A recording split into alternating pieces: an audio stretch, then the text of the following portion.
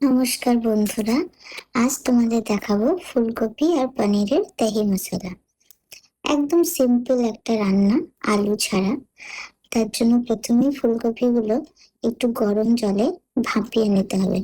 ফুলকপি আমরা প্রথম থেকেই জানি যে না ভাপালে কিরকম একটা, অনেকে বলে স্মেল লাগে। শীতের ফুলকপি ভাপানো দরকার হয় না, কিন্তু গ্রীষ্মের ফুলকপিটা একটু ভাপিয়ে নিলে ভালো হয়।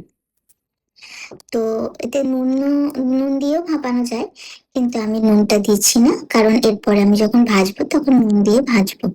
তো দেখো ফুলকপিগুলো ভালো করে ফুটে গেছে। এবার আমি ফুলকপিগুলো নামিয়ে এটা একটু জল ঝরিয়ে নেবো। তারপর গ্যাসটা জ্বালিয়ে আবার আমি কড়াইয়ে একটু সাদা তেল দেবো। সাদা তেল দিয়ে ফুলকপিগুলো ভালো করে নুন হলুদ দিয়ে ভেজে নেবো। তেলটা হয়েছে নাকি একটু ভালো করে দেখতে হবে। আমার আবার স্বভাব আছে কাঁচা তেলেই সব জিনিস দিয়ে দেওয়া, বিশেষ করে ফোড়ন। মানে আমার ধৈর্যই হয় না যে তেলটা গরম হোক, তারপরে আমি কালো জিরে দেবো বা জিরে দেবো, লঙ্কা দেবো। তেল গরম হওয়ার আগেই আমি দিয়ে দিলাম সবকিছু। তো এই নিয়ে আমি একটু বকাও খাই। তো এখন একটু পরিণত হয়েছি, তো তাই এগুলো এখন শিখে গেছি। নুন আর হলুদ দিয়ে ফুলকপিটা এবার আমরা নেড়ে চেড়ে ভালো করে ভেজে নেব। ভাজা হয়ে গেলে ফুলকপিগুলো তুলে নিয়ে ঠিক একইভাবে আমরা পনিরগুলো ছোট ছোট করে পিস করে কেটে রেখেছি। আমি পুরো জোগাড়টা আগে করে রেখেছিলাম, তোমাদের কিভাবে কি করব সেটা যাতে আমি তাড়াতাড়ি দেখাতে পারি, তার জন্য পুরো জোগাড়টা আমি আগেই করে রেখেছিলাম। এবার পনির গুলো ওই তেলেই দিয়ে দিলাম এবং ওই একই ভাবে ফুলকপিটা যেরকম আমি নুন আর হলুদ দিয়ে ভেজেছিলাম, সেরকম পনিরটাও আমি একটু নুন আর হলুদ দিয়ে ভেজে নেব। কারণ একটু নুন না দিলে পনিরের ভিতরে নুনটা খুব একটা ভালোভাবে ঢোকে না। আর একটু কড়াইয়ের নিচে লেগে লেগেও যাচ্ছে, এটা আমার কড়াইয়ের সমস্যা নাকি পনির দিলেই লেগে যায় সেটা আমি বলতে পারবো না, কিন্তু আমার পনির দিলেই কড়াইয়ে, যে ফ্রাইং প্যানে করি যে কড়াইয়ে করি না কেন, আমার কিন্তু একটু লেগে যায়। এই ফাঁকে আমি একটু মশলাটা বানিয়ে নেব। মশলাটার মধ্যে কি দেবো? কাঁচা লঙ্কা দেবো, কাজু দেবো। আমার রান্না মানে কাজু, কাজু থাকবে না এ তো হতেই পারে না। একটু কাজু দিলাম। আর দেবো টমেটো, মোটামুটি বড় টমেটো হলে একটা, আর ছোট টমেটো হলে দুটো বা দেড়খানা। আর দেবো টক দই। যেহেতু এটা নিরামিষ রান্না করছে, এখানে পেঁয়াজ রসুন কিছু থাকছে না, শুধু থাকছে আদা, কাজু, টমেটো, দই। তো ওই জন্য দইটা মাস্ট, দইটা দিতেই হবে, না হলে কিন্তু গ্রেভিটা ঠিক মতো দাঁড়াবে না। আর আদাটা আমি আগের থেকে বেটে রেখেছিলাম, মানে আমার কিছুটা আদা আগে থেকে বেটে আমি স্টোর করে রেখে দিই, কারণ ঝটপট রান্না করার সময় ওইগুলো খুব কাজে লাগে। আদা রসুনের পেস্টও আগে থেকে করে রাখি, তো ওইটা আদা ওই মিশ্রণটা আমি ভালো করে বেটে রেখেছি। এবার ওই ফ্রাইং প্যানে আর একটু সর্ষের তেল দিলাম। আমি একটু সাদা তেল সর্ষের তেল মিশিয়ে রান্না করতে ভালোবাসি। তো আপনারা যদি না মিশিয়ে খেতে চান, যদি একরকম তেলে খেতে চান, যে কোনো একটা তেল দেবেন। এই তেল গরম হলে সেই তেলে আমি একটু কালো জিরে আর শুকনো লঙ্কা ফোড়ন দিয়ে দিলাম।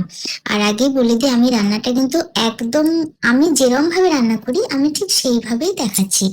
এতে কোনো রকম আড়ম্বর আমি করছি না।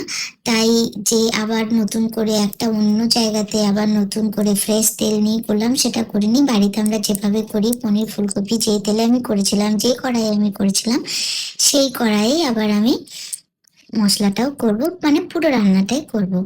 তো ফোড়নে কালো জিরা শুকনো লঙ্কা দেওয়ার পরে আমি বেটে রাখা আদাটা দিয়ে দিলাম।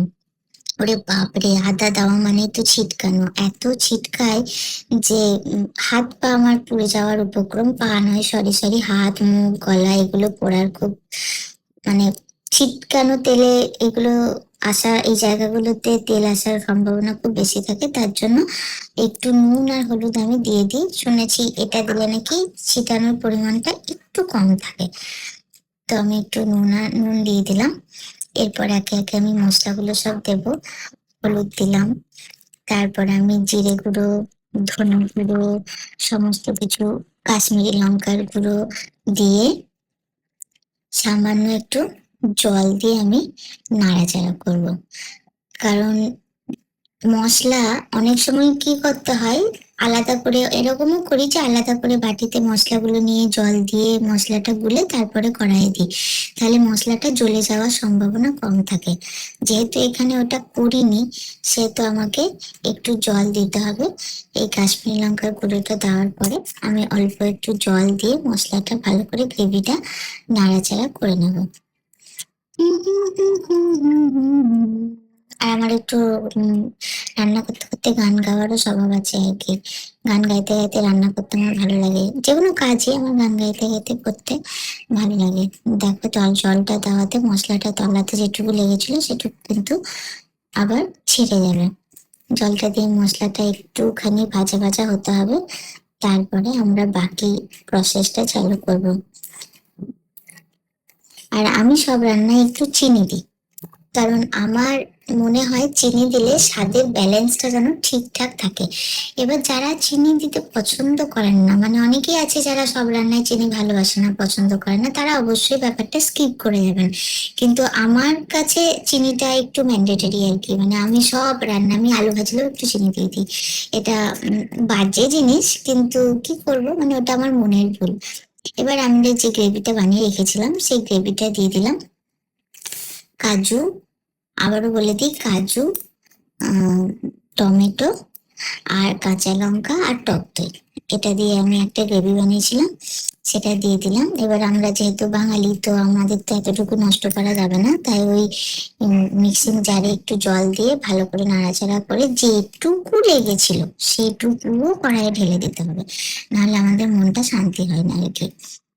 তো এবারে মশলাটা ভালো করে ফুটে উঠলে, তেল ছাড়লে, তখন আমি ফুলকপি আর পনির যেটা আগের থেকে ভেজে রেখেছিলাম সেটা কড়াইয়ে দিয়ে দিলাম। এবার এটা দিয়ে আমি খানিকক্ষণ নাড়াচাড়া করব, শুধুমাত্র গ্রেভিটা যেন ভালো করে উম মানে ভাজা ভাজা হয়ে যায়, কোনো মশলার কাঁচা গন্ধ যেন না থাকে, এবং ফুলকপি আর পনিরের ভিতরে যেন ভালো করে নুন মিষ্টিটা ঢোকে। সেজন্য বেশ কিছু কয়েকবার নাড়াচাড়া করে যখন দেখবো তেল ছাড়া ছাড়া হয়ে গেছে, তখন একটু জল দেবো। জল মানে কিন্তু খুব সামান্য জল, মানে জল মানে এই নয় যে আমি এটাকে ঝোল করে দেবো, এটা কিন্তু ঝোল হবে না, এটা একটা গা মাখা গ্রেভি হবে। এটা দিয়ে রুটি ভাত সবকিছুই খাওয়া যায়। তো সেটা আমাদের খেয়াল রাখতে হবে। এবার গ্যাসের ফ্লেমটা কমিয়ে দিয়ে আমরা ঢাকা দিয়ে একটু 2-3 মিনিট বা 5 মিনিট, যেরকম আপনার পরিমাণে জলটা থাকবে, যাতে জলটা শুকিয়ে যায় সেই পর্যন্ত অপেক্ষা করতে হবে। এই দেখো, এবার আমি ঢাকাটা খুলে দিলাম। কি সুন্দর একটা ইয়াম্মি ইয়াম্মি ব্যাপার এসছে। এই তরকারিটা আমার খেতে খুব ভালো লাগে। আর এখন আমি দিয়ে দিলাম একটু কাসুরি মেথি। আমার রান্না আর কাসুরি মেথি থাকবে না, এটা তো হতেই পারে না। মানে আমার কাসুরি মেথি ছাড়া একদিনও চলে না। তো কাসুরি মেথি দিয়ে দিলাম। এবার যেটা দেবো সেটা হচ্ছে একটু গরম মশলা দেবো, শাহি গরম মশলা। আমি কখনো কখনো গরম মশলা নিজে একটা আমার বানানো থাকে, সেই সিক্রেট মশলাটাও দিই, কিন্তু আজকে আর সেটা দিলাম না। আজকে কেনা গরম মশলাটাই দিলাম। তারপরে ছিলাম যেটা, সেটা হচ্ছে ঘি। এই ঘিটা কিন্তু বাড়ির বানানো ঘি। আমার মা এই ঘিটা বানিয়ে বানিয়ে পাঠায় আমাকে মুম্বাইয়ে। কারণ আমার মেয়ে এই ঘিটা ছাড়া অন্য কোনো ঘি খেতে চায় না। বিশেষ করে যখন ভাতে খাবে তখন। এমনি রান্নাতে আমি অন্য ঘি ব্যবহার করলেও করতে পারি, কিন্তু ভাতে খাওয়ার সময় মায়ের বানানো ঘিটাই চাই। দেখো আমার রান্না কিন্তু একদম রেডি, জাস্ট এবার সার্ভ করে খেলেই হলো। এবার আমার রান্না কমপ্লিট। এবার আমি রান্না ঢেলে নিলাম। আমার বাড়িতে তো এই তরকারিটা খেতে সবাই ভীষণ ভালোবাসে, সবাই খুব আনন্দ করে খায়। মানে আমার মেয়ে তো খুবই ভালো খায়, এতে কোনো আলু টালু থাকে না। আমি নর্মালি তরকারিটা আলু ছাড়াই করতে পছন্দ করি। ট্যান্টারা, আমার তরকারি রেডি, পানির দহি ফুলকপি মশালা। এবার আপনারা খেয়ে বলবেন আপনাদের কেমন লাগলো।